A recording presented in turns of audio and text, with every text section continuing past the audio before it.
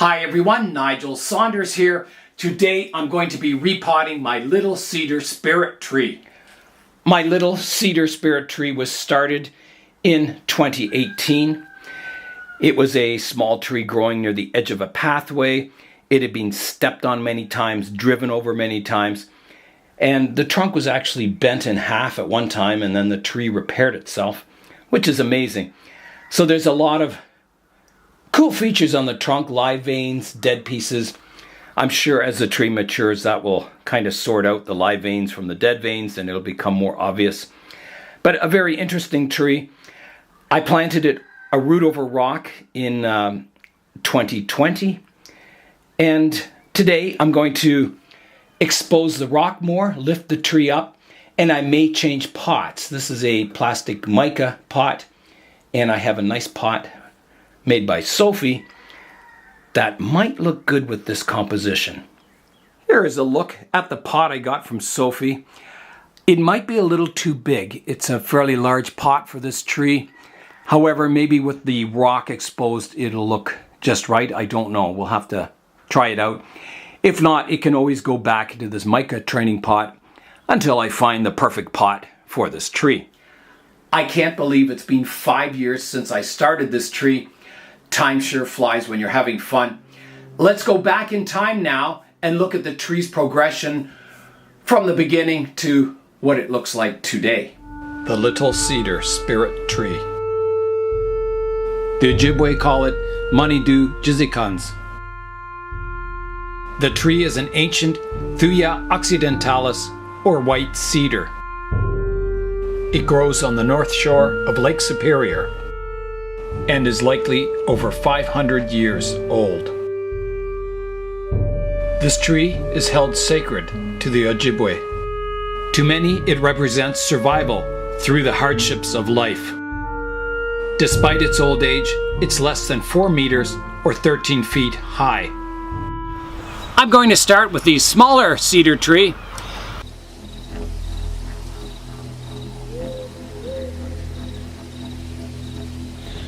I'll be pruning this cedar tree, which is a Thuja occidentalis. I'll be pruning it back as tightly as I can get it, minimizing the foliage, and then over the next couple of years I'll let it grow again. The goal is to get a really weather-beaten tree with all kinds of twisty veins growing up the trunk and just a tree that looks like it's survived everything nature can throw at it. All right, here I go with the pruning. I want to get, again, that cathedral type top where I've got spires coming up and then all the tight foliage coming off of those. So I don't want these loose, droopy branches. All right, let's get this on the rock now. So it fits in quite nicely there. And that's got a good front to the tree. Could maybe rotate it just a bit to about there. Now I'll arrange all the roots. Let's have a look at the planting now. And you kind of have to use your imagination because you can't see the rock that the tree is planted on. It's all kind of hidden for now. But yeah, there's kind of the front of the tree.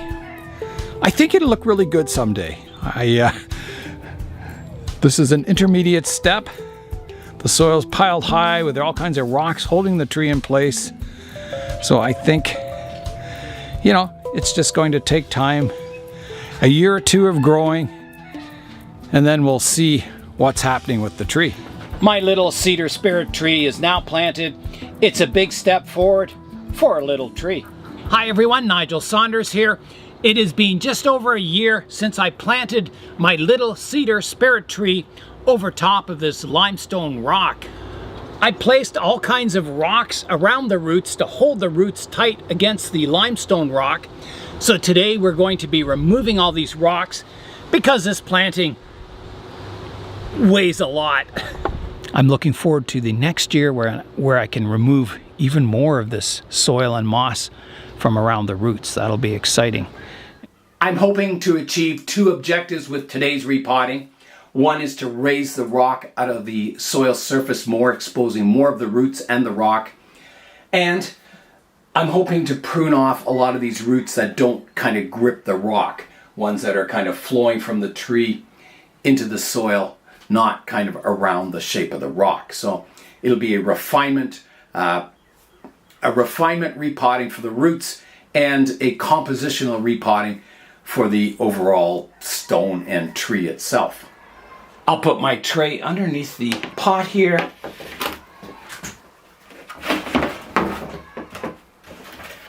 Like that. And then I can pull the stone and the tree out of the pot. All right, here I go.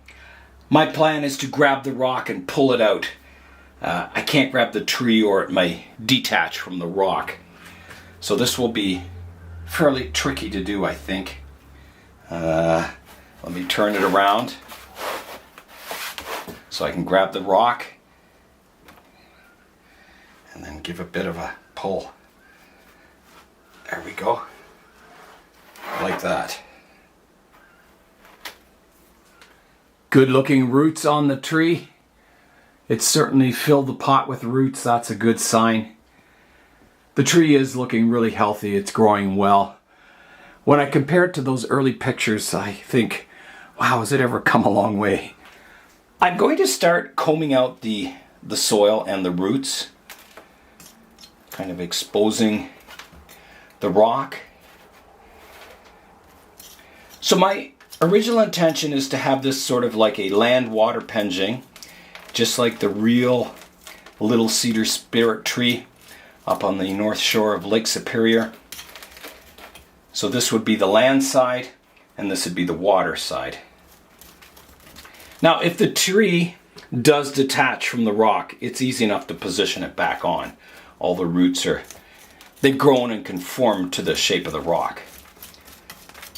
So you can see on this planting all the roots, how many there is. And on the final composition, I don't want that many. I don't want the whole rock covered with roots. I want to be able to see individual roots. So they will get thinned out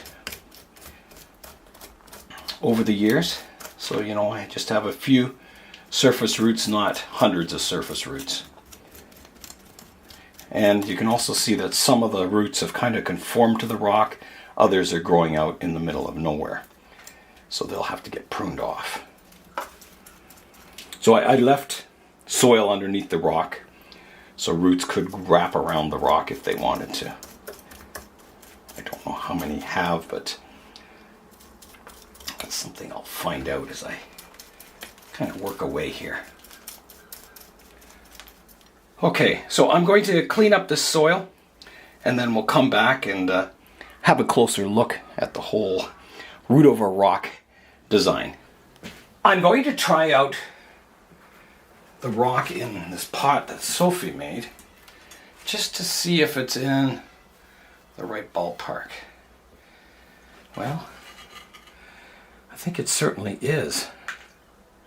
I've got my water side here, my land side here. I think it's a good depth. I could bring the rock up a little bit more. But I think it's a pretty good size for the tree. I'm just going to get my root rake under here to hold the rock up and then step back and have a look at it. Okay. There's a look at the tree in the pot with the rock kind of raised up to where I would probably have it in the final composition. I think the pot looks quite nice with it. I could try out some other pots, but I think this is a pretty good pot for this tree. It'll certainly hold the stone in there nicely. I'm worried if I had a shallower pot, the stone may slide around and it may, you know, try and slide off a tray type pot. Whereas this, I can pile soil around the rock and it's held in there firmly in this pot because it has a good wall depth. Yeah, I'm thinking this is a nice pot for this tree. So that will be the pot, its new home for the future.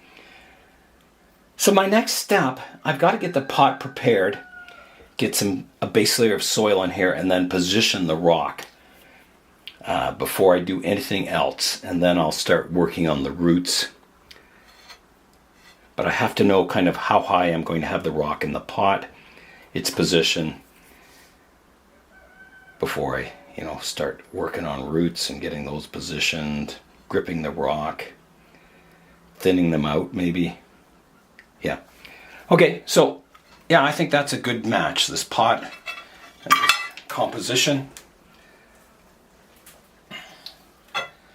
So I will get my drainage screens in the pot. There's 2 large holes in the bottom and a bunch of wire holes, but I won't need those. I've got my drainage screen in the pot, so I'll fill it up with a base layer of soil.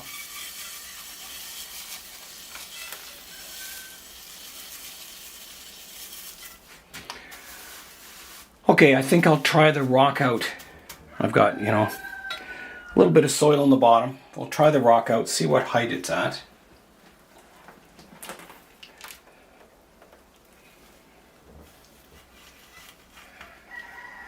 And I want the rock, these ledges on the rock, I want those parallel with the edge of the pot.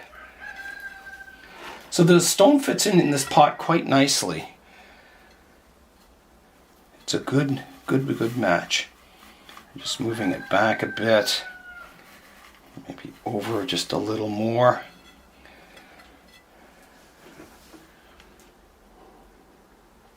I think that's quite nice. Now the height of the rock, well, could I go up higher? I could go a little higher, but not too much more. I think if I go too high, again, the rock won't be held in the pot by the soil. It'll want to slide around. So I think this is a pretty good height. The rock is in the pot enough that once I fill it with soil, it's not going to shift around. Okay. So I either need to build this side up with soil or put a stone underneath it. I'm going to try and build it up with soil. I prefer soil in here if I can, because roots can grow in soil. They can't grow in rocks.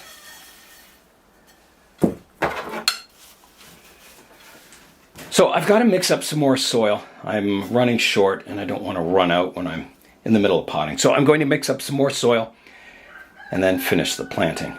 So I'll make sure it's well watered here. I'll put a damp cloth over the roots like that, kind of protect them from the sun while I'm mixing up a fresh batch of soil. I've mixed up a fresh batch of soil, so it's perlite, safety sorb, and some fir bark. Looks like a good mix. All right, let's get back to work here. So I want to tilt my rock up more. So get some soil worked in here underneath the rock. That's getting better. That's too high now. Let's settle that rock in a bit. Now my rock is kind of protruding over the edge of the pot here. I don't really like that. So I'm going to move it a little more like that. That looks better. Looks more balanced in the pot. Yeah. Okay. Now, I'm going to step back and just have a look at it. I'm looking at the composition. I'm going to move my tray away, put it on the turntable, and just have a good look at this before I commit to this overall look. I'm stepping back now, having a look at the tree. It looks like the tree is tilted too much towards the left, so I'm going to have to straighten that out. And I'll also rotate it around and check it from the side view to make sure it's pointing up straight in that view also. So here I go. As the tree grows in the future, it may need a little tweaking, the front view and the planting angle on that, but I think for now it's looking quite nice. So let's start working on the landscape now. Here is a look at the roots and the rock. So as I mentioned, I don't want, thousands of roots coming down over the rock. I only want, a select few, maybe I would say 20 at the most, not like 1,000 like it is now. So I'll have to do some selective thinning in the future. Another thing I like about root over rocks is I like the roots to divide. You can see this root comes down, it divides into two, comes down, and then I like it dividing again and dividing again. I don't like a single root going from the trunk all the way down to the soil level.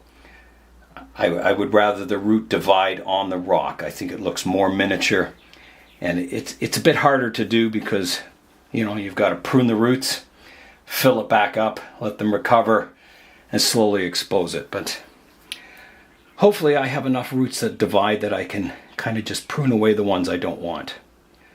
If not, you know, I may have to mound the soil up and continue the root development. So I've got a few roots on this side. Like I said, this one was floating in midair. I'm going to prune that away. Even though it's, you know, a fairly thick root, it's just not going in the right direction. Now, there is a few root hairs on it. I could prune this part off. And I think it grows underneath the planting here. There, I could try and pull it out. There. Made a bit of a mess, but there's another root here hanging in midair. I'll get rid of that. Like that. Another one here. This part of it's dead here. Get rid of that.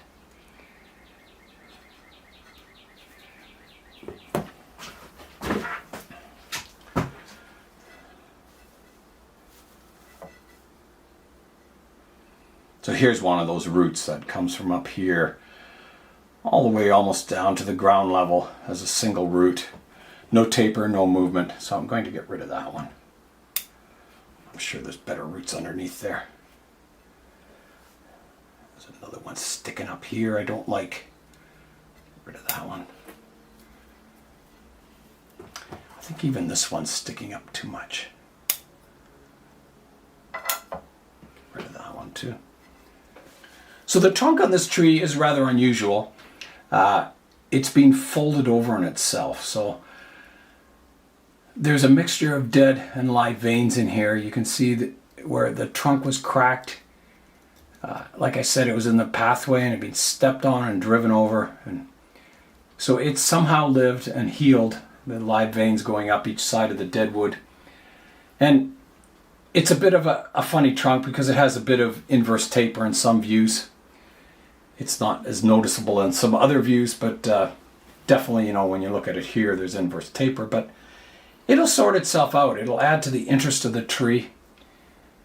This is a little cedar spirit tree, after all, that has survived everything Mother Nature can throw at it. And same with this tree. It's had a hard life until it became a bonsai, and now it's a little more pampered. It doesn't get stepped on or driven over anymore. It gets watered regularly and fed, and it's having quite a nice life, I think, now. Okay, so I think all is going well. I need to start arranging these roots against the rock and then backfilling it with soil. I think that'll be my next step. So the danger with a lot of root over rock plantings is you have to ask yourself, is the tree going to outgrow the rock? You know, is this tree going to grow so much in the future that this rock will get swallowed up by the roots and it'll look insignificant? And I don't think it'll happen with this tree because I'm keeping the top pruned very tight and very carefully to keep that canopy sparse.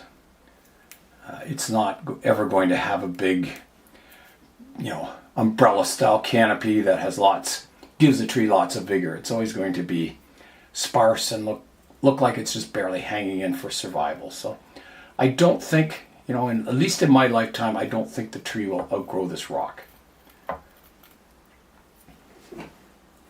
And if it were to outgrow the rock, the plan would be to then stack this rock on top of another rock and just, you know, raise the whole planting up so you have a bigger rock below. I'm wondering, do I need to bring the whole tree over so this side of the planting is closer to the edge of the pot? I'm wondering if I'm giving it too much room on this side and not enough on the land side. I'm going to try shifting the rock more, just to see what it looks like.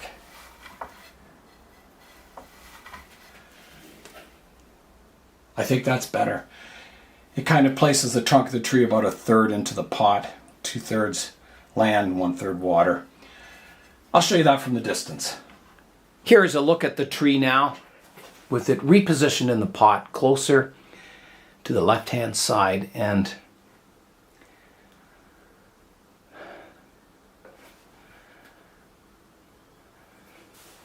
I don't know. Initially, I really liked it. Standing back here, I'm not so sure. And it's hard to tell because, you know, I'll be filling this in with moss and soil. So it may change the balance a bit of the tree. But I think the overall tree is maybe a little too far to the left. I'm going to move it back a bit. How is that now? I think that looks more balanced in the pot for sure. Yeah, I think that's better than having it too far to the left. I think it looks good in this position. I'm going to start filling in the soil around the roots. You'll notice I took a lot of time positioning the tree, and that's because the tree will be in this position for many, many years. And if you don't like the position of it, well, you're kind of stuck looking at it for many, many years thinking, oh, if only I had spent a little more time positioning the tree a little more accurately. And you don't want to do that. You want to take the time and position the tree the best it can in its current state. Okay, I should be using my new stainless steel chopstick.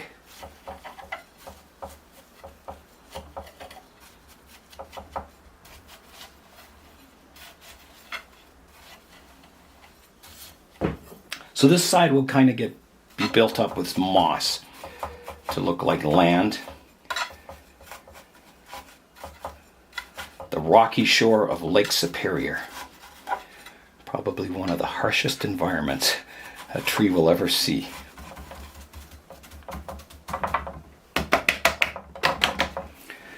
So this side will be water. So I might want to put sand on this side, and then this side will be moss. So I'll build this side up a bit with soil.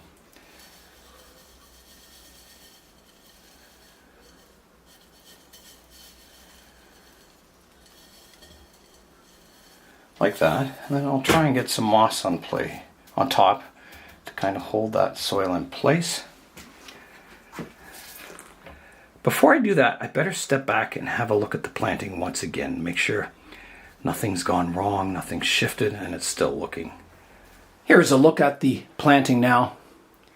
Yeah, I like that. I like the land being built up on this side, and I can see that being sand. It'll look really good, I think. Okay, I'm going to water the planting, and then I'll start applying moss. Here I go with the water.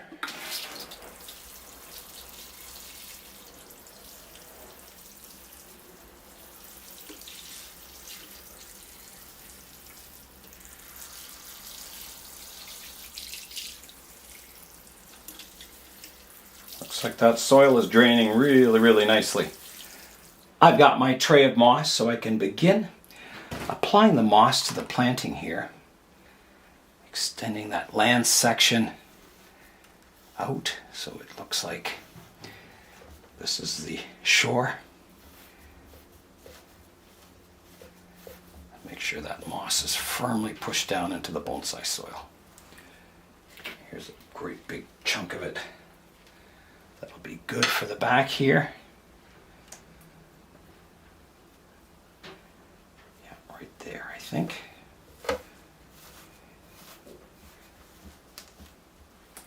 Okay, I think that's looking good. Now I want to put sand on this side, so I'll have to, I think I'm a little deep with my soil, so I'll take part of the soil away. I just have a little bit too much on here, I think. All right, here goes the sand.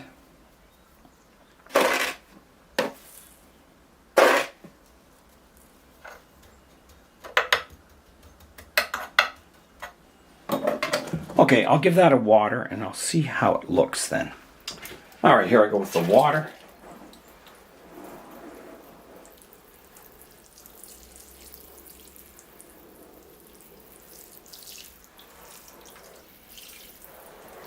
Water all that moss.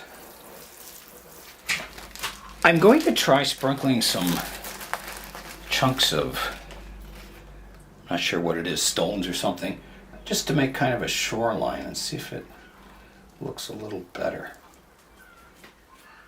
I don't know what it'll look like when I water it. These stones will probably turn dark. But they look nice dry. I like that. I think that's creates kind of a nice shore.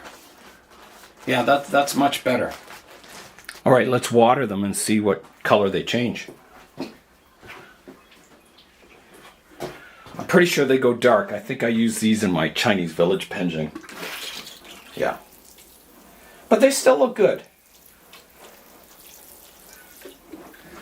Yeah, that still looks good. I like it. I'll clean up the landscape. I'll pick out the perlite pieces, and then we'll fly in and have a final look at the tree. Before we do the fly-in, I'm just stepping back, having a look at the overall composition once again. So my feelings, the pot is a little massive looking for the tree, for sure. It's definitely well planted, the tree. It doesn't look like it's going to tip over in a storm or anything. And I think that's probably a good thing because this tree will grow, and I'm sure it'll grow into this pot quite nicely. It's just a little heavy looking. Maybe it's just the wall thickness. I don't think it's necessarily the size of the pot. It's maybe just a little high. Maybe the feet need to be a little more delicate. But I think it's pretty good. I think it's 95% of the way there. I think the planting's looking good. So let's fly in now and have a final look at the tree.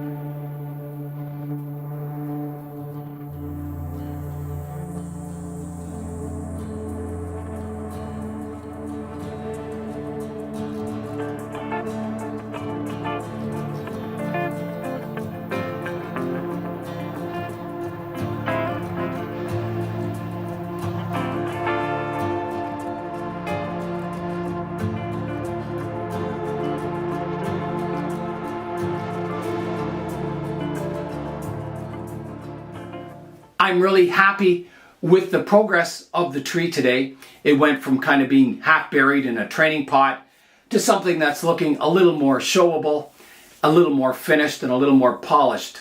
I think it still has a way to go. I'll keep developing the tree to look as gnarly and weather beaten as I can in the future, keeping it kind of sparse and trying to really get deadwood and that interaction between the dead and the live veins to kind of really tell the story of this tree, that it's barely struggling for survival on the edge of Lake Superior. That is all for today. I'm Nigel Saunders. Thanks for joining me in the Bonsai Zone.